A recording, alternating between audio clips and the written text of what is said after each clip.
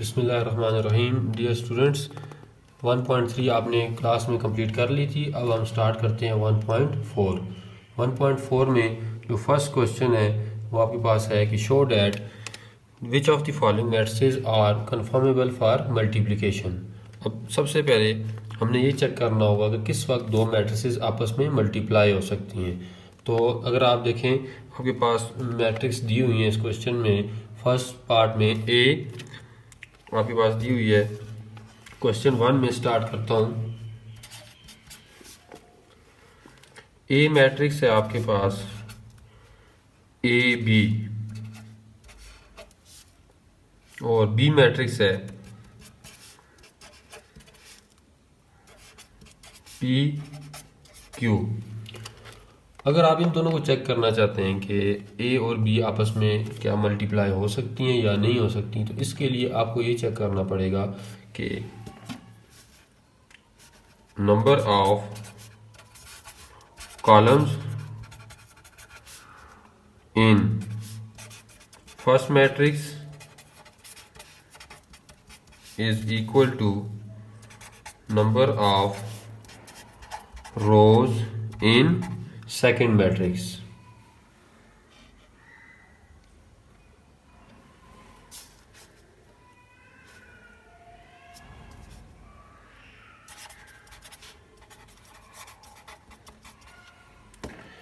तो अगर आप ए और बी को चेक करना चाहते हैं कि क्या ए और बी आपस में मल्टीप्लाई हो सकती हैं या नहीं हो सकती, जैसा कि आप क्वेश्चन में पूछा गया है कि which of the following matrices are conformable for multiplication, तो उसके लिए हमने ये फार्मूला यूज़ करना है कि number of columns in first matrix is equal to number of rows in second matrix. अगर फर्स्ट मैट्रिक्स के कॉलम और सेकंड मैट्रिक्स की रोज आपस में इक्वल आ गई तो इसका मतलब ये आपस में मल्टीप्लाई हो सकती हैं। तो अब हम चेक करते हैं। फर्स्ट मैट्रिक्स में अगर आप देखें तो नंबर ऑफ कॉलम्स कितने हैं, यहाँ पर कितने कॉलम है आपके पास, सिर्फ और सिर्फ एक कॉलम है। तो नंबर ऑफ कॉलम्स कितने आ गए, 1।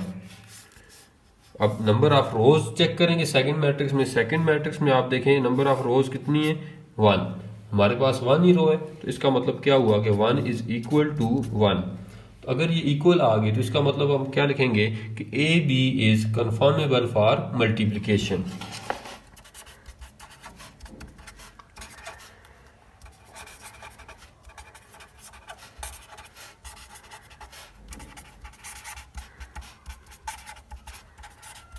इसी तरह अब आप चेक कर सकते हैं ए और सी को।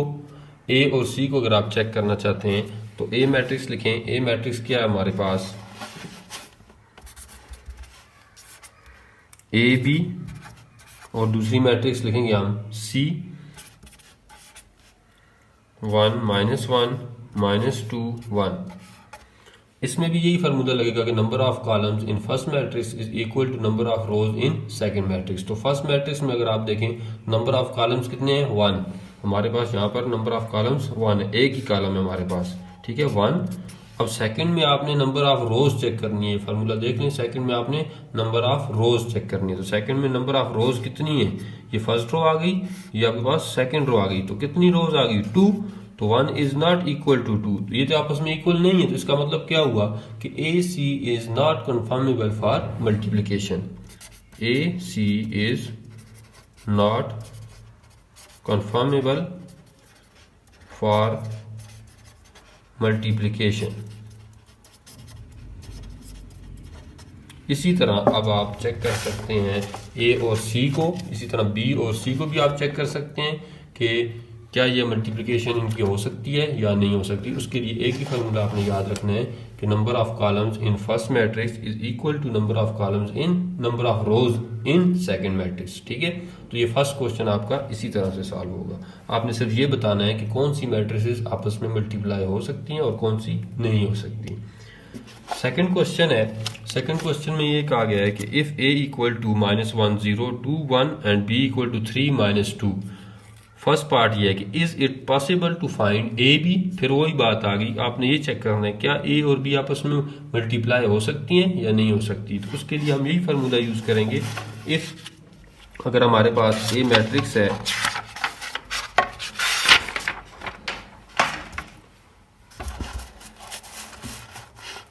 क्वेश्चन नंबर 2,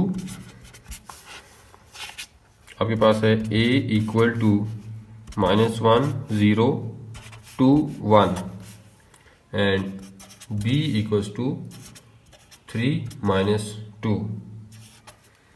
फर्स्ट पार्ट में ये पूछा गया है कि इज इट पॉसिबल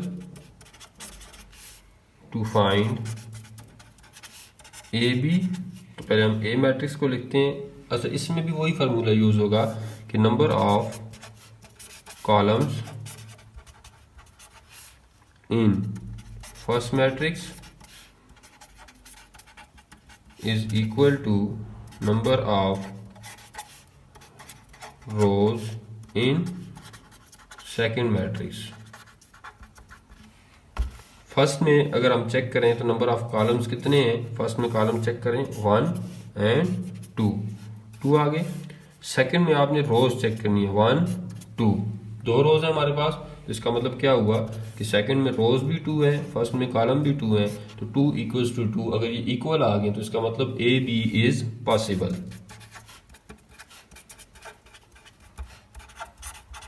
अब सेकंड पार्ट में आपसे ये पूछा गया है, सेकंड पार्ट देखें, is it possible to find B A. क्या बी ए पॉसिबल है? तो उसके लिए हम पहले बी मैट्रिक्स को लिखेंगे 3 -2, फिर ए मैट्रिक्स -1 0 2 1। इसमें भी वही फार्मूला यूज करेंगे, number of column in first matrix equal to number of rows in second matrix. तो फर्स्ट मैट्रिक्स में नंबर ऑफ कॉलम्स चेक करें, कितने कॉलम है हमारे पास 1 कॉलम है। सेकंड में रोज चेक करें, कितनी रोज हैं 1 2 रोज हैं, तो 1 is not equal to 2।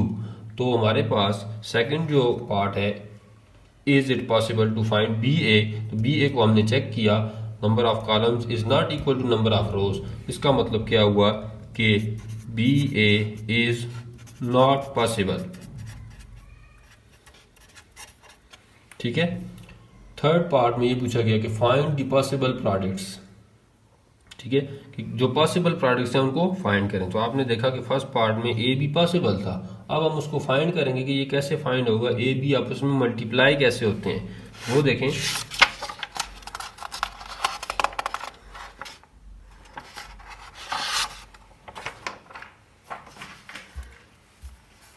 First part को अब हम सॉल्व करते हैं।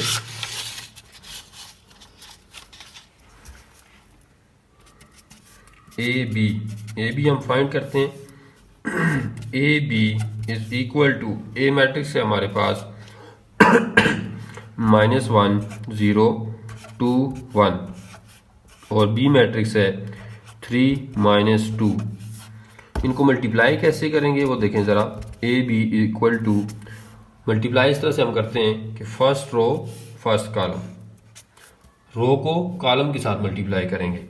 -1 जो है वो 3 के साथ मल्टीप्लाई होगा, -1 multiply by 3 plus 0 multiply by -2। देखिए -1 मल्टीप्लाई हो गया 3 के साथ और बीच में प्लस आएगा, ये फार्मूले का प्लस है। जब भी हम मल्टीप्लिकेशन करते हैं, फर्स्ट एलिमेंट को जब मल्टीप्लाई करते हैं फिर प्लस डालते हैं और फिर सेकेंड एलिमेंट को मल्टीप्लाई करते हैं। अब फर्स्ट रो फर्स्ट कॉलम तो हो गया, अब second row first column, second row को भी इसी तरह से इस कॉलम के साथ मल्टीप्लाई करेंगे। सेकंड रो को जब मल्टीप्लाई करेंगे तो 2 जो है वो 3 के साथ मल्टीप्लाई होगा, 2 मल्टीप्लाई बाय 3, फिर हमारे पास प्लस आएगा। हमेशा हम जब भी मल्टीप्लिकेशन करते हैं तो फर्स्ट एलिमेंट को फर्स्ट एलिमेंट के साथ मल्टीप्लाई करते हैं, फिर प्लस डालते हैं। ठीक है, उसके बाद सेकंड एलिमेंट को सेकंड एलिमेंट के साथ मल्टीप्लाई करते हैं। 1 जो है वो -2 के साथ मल्टीप्लाई होगा। तो ए बी आपके पास आ जाएगा -1 मल्टीप्लाई 3 कितना आता है -3 प्लस माइनस 0 मल्टीप्लाई बाई 2 0 ही आएगा। 2 multiply 3 6 plus minus 2 multiply 1 2। A B equal to -3 -0, तो ये आपके पास -3 आएगा। 6 -2 कितना आ जाएगा 4। तो ये आपके पास ए बी का रिजल्ट आ गया। ठीक है ये तो आपके पास क्वेश्चन नंबर 2 कंप्लीट हो गया। इसके बाद क्वेश्चन नंबर 3 में भी यही कहा गया है कि find A B and C D. इसी तरह की मल्टीप्लिकेशन है जैसे कि अभी हमने की है। गिवन है हमारे पास A B C D matrix हमें गिवन है। फर्स्ट पार्ट देखें, क्वेश्चन 3 पार्ट 1 क्या है कि फाइंड ए बी कैसे फाइंड करेंगे। A B equal to, A क्या है मैट्रिक्स है हमारे पास 4 1 3 1। बी मैट्रिक्स क्या है 1 -1 -3 4। उसी तरह मल्टीप्लिकेशन करेंगे जैसे अभी हमने की है पहले कि फर्स्ट रो फर्स्ट कॉलम, पहले फर्स्ट रो को फर्स्ट कॉलम के साथ 4 मल्टीप्लाई होगा 1 के साथ, 4 मल्टीप्लाई 1 प्लस फार्मूले का हमेशा प्लस आएगा, ये आपने याद रखना है 1 मल्टीप्लाई बाय -3। देखिए फर्स्ट रो फर्स्ट कॉलम हो गया, जो मैंने एरो लगाई ये आपको बता रही है। अब फर्स्ट रो को सेकंड रो के सेकंड कॉलम के साथ भी मल्टीप्लाई करेंगे, फर्स्ट रो सेकंड कॉलम। अब फर्स्ट रो को फर्स्ट कॉलम के साथ पहले किया हमने मल्टीप्लाई, वो उसका आंसर लिख दिया। अब जो फर्स्ट रो को सेकंड कॉलम के साथ मल्टीप्लाई करेंगे तो हम थोड़ा सा गैप छोड़ेंगे, ठीक है, गैप छोड़ के आगे आएंगे फर्स्ट रो सेकंड कॉलम। तो यहां से देखें 4 मल्टीप्लाई बाय -1 और plus 1 multiply by 4। First element के साथ मल्टीप्लाई होगा, सेकंड एलिमेंट सेकंड के साथ मल्टीप्लाई होगा और मिड में आएगा प्लस। ये हमारे पास फर्स्ट रो फर्स्ट कॉलम का रिजल्ट आ गया, फिर फर्स्ट रो सेकंड कॉलम का रिजल्ट आ गया। अब सेकंड रो पे आ जाते हैं। जब आप सेकंड रो पे आएंगे तो आपने ब्रैकेट क्लोज करनी है और आंसर में भी आपने सेकंड रो पे आ जाना है। सेकंड रो क्या है हमारे पास 3 1 और फर्स्ट कॉलम, सेकंड रो को पहले फर्स्ट कॉलम के साथ मल्टीप्लाई करेंगे, 3 multiply by 1 plus 1 multiply by -3। इसी तरह second row second column, second row क्या है 3 1 और सेकंड कॉलम क्या है -1 4। 3 multiply -1 plus 1 multiply by 4। A B equal to 4 1 4 plus minus minus 1 3 3। फिर 4 1 4 -4 आएगा, साथ माइनस भी है, plus 4 1 4 3 1 3 plus minus minus 1 3 3 3 1 3 -3 plus 4 1 4। A B equal to 4 -3 1 आ गया आपके पास, -4 प्लस 4 0, 3 -3 0, -3 प्लस 4 तो आपके पास आएगा +1। तो ये आपके पास ए बी का रिजल्ट आ गया। इसी तरह अब आपने क्वेश्चन नंबर 3 में पार्ट 2 में सी डी भी फाइंड करने हैं। तो सी डी देखें कैसे फाइंड हुआ है।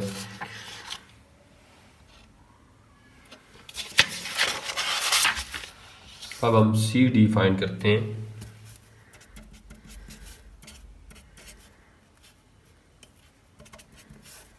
सी D is equal to, C matrix लिखेंगे पहले 3 4 1 2 और डी मैट्रिक्स है 1 -2 -1/2 और 2/3। सी डी इक्वल्स टू, उसी तरह से मल्टीप्लाई करेंगे first row first column 3 multiply by 1 plus 4 multiply by -1/2। First row first column हो गया। अब first row second column, gap छोड़ेंगे, first row second column 3 multiply -2 plus 4 multiply by 2/3। Second row पे आ जाते हैं, 1 मल्टीप्लाई बाय 1 प्लस 2 मल्टीप्लाई -1/2। फिर second row first column कर दिया हमने मल्टीप्लाई, ये आ गया। अब सेकंड रो सेकंड कॉलम भी मल्टीप्लाई करेंगे। सेकंड रो क्या है 1 2 और सेकंड कॉलम -1 और 2/3। 1 को मल्टीप्लाई करेंगे -2 के साथ और 2 को मल्टीप्लाई करेंगे प्लस 2 को मल्टीप्लाई करेंगे 2/3। तो सी डी आपके पास आएगा 3 1 3 प्लस माइनस माइनस। तो ये आपके पास देखें कैंसिल हो रहा है, 2 2 4, ठीक है, ये दो कैंसिल हो रहे हैं, इसको हम कैंसिल कर देंगे। तो आपके पास बनेगा प्लस माइनस माइनस और सिर्फ 2 बच जाएगा, क्योंकि 2 1 जार 2 आ जाता है। यहाँ पर देखें तो 1 1 जार 1 प्लस माइनस माइनस 2 2 से कैंसिल तो 1 बच गया, ठीक है। 3 2 जार 6 माइनस 6 प्लस, अब ये तो कैंसिल नहीं हो रहे तो हम क्या करेंगे 4 को 2 के साथ मल्टीप्लाई करेंगे, ऊपर वालों को आपस में मल्टीप्लाई करेंगे। 4 2 जार 8 8/3 1 मल्टीप्लाई माइनस 2 क्या आ जाएगा -2 प्लस ये भी कैंसिल नहीं हो रहे 2 2 जार 4 4/3 आ जाएगा। तो C D is equal to 3 minus 2 कितना आएगा 1, ये आपके पास आ जाएगा 0। यहां से हम एलसीएम लेंगे। एलसीएम का आप डायरेक्ट मेथड ये है कि आप 3 को मल्टीप्लाई करें 6 माइनस 6 के साथ तो क्या आ जाता है 3 6 जार 18 -18 प्लस 8 और डिवाइडेड बाय 3। कैसे किया मैं इसको रिपीट करता हूं। 3 को मल्टीप्लाई करना है -6 के साथ, क्या आएगा -18 प्लस 8, ऊपर वाला उसी तरह से प्लस कर देंगे और नीचे उसी तरह से 3 लिख देंगे। इसी तरह यहां पर भी हम इसी तरह मल्टीप्लिकेशन करेंगे। 3 को मल्टीप्लाई करेंगे -2 के साथ, क्या आएगा -6 प्लस 4 डिवाइडेड बाय 3। तो आपके पास सी डी क्या बनेगा, C D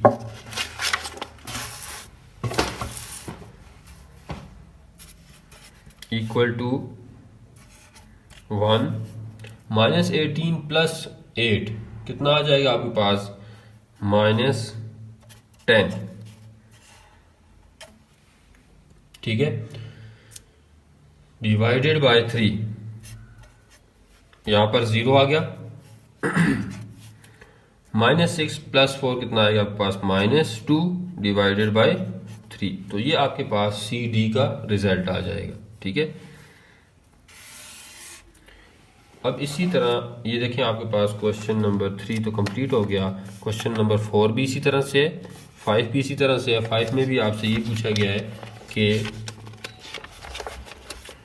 multiply A B को मल्टीप्लाई करना और फिर बी ए को मल्टीप्लाई करना है, ठीक है। इसी तरह क्वेश्चन 4 में ए बी मल्टीप्लाई करना है, ए बी फाइंड करना है और डज बी ए एग्जिस्ट, तो आपने ये चेक करना है क्या बी ए एग्जिस्ट करता है या नहीं करता, मतलब ये आपस में मल्टीप्लाई हो सकते हैं या नहीं हो सकते। तो वही फार्मूला यूज करेंगे, number of column in first matrix is equal to number of rows in second matrix. इसी तरह क्वेश्चन नंबर 6 भी है। 6 में क्या करना है आपने ए मल्टीप्लाई ए, इस एज मैट्रिक्स को इसी के साथ आपने मल्टीप्लाई करना है, ठीक है। और क्वेश्चन नंबर 7 ए मैट्रिक्स आपको दी हुई है, इसी तरह बी मैट्रिक्स भी दी हुई है, तो आगे लिखा हुआ है is A B equal to B A, क्या ए बी और बी ए आपस में इक्वल है, तो आपने ए बी को भी मल्टीप्लाई करना है और फिर बी ए, दोनों फाइंड करने हैं। पहले ए को बी के साथ मल्टीप्लाई करना है और फिर बी को ए के साथ। तो क्वेश्चन नंबर 7 भी इसी तरह से कंप्लीट होगा।